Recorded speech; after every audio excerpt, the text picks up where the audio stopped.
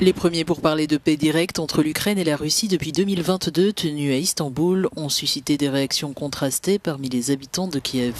Si l'échange de prisonniers annoncé est perçu comme une avancée humanitaire, le scepticisme demeure quant à la possibilité d'une résolution rapide du conflit.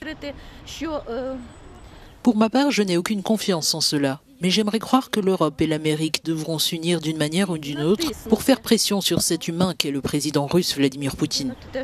Le mot humain sonne mal, c'est censé être une personne qui devrait arrêter cette guerre. Mais c'est à lui de le faire. Tout le monde devrait s'unir autour de l'Ukraine. L'Ukraine ne peut y arriver seule, même si nous le voulons et que nous faisons tout pour, cela ne dépend pas de nous. Parmi les rares résultats concrets de cette rencontre figure un échange massif de prisonniers de guerre. 1000 détenus de chaque côté doivent être libérés selon les déclarations des chefs des deux délégations. Il s'agirait de l'échange le plus important depuis le début de la guerre, une avancée humanitaire saluée à Kiev. C'est une excellente initiative. Je suis convaincu qu'un échange est possible, à l'instar de celui qui a eu lieu pour les soldats du régiment Azov, ainsi que pour de nombreux autres prisonniers de guerre détenus depuis le début du conflit.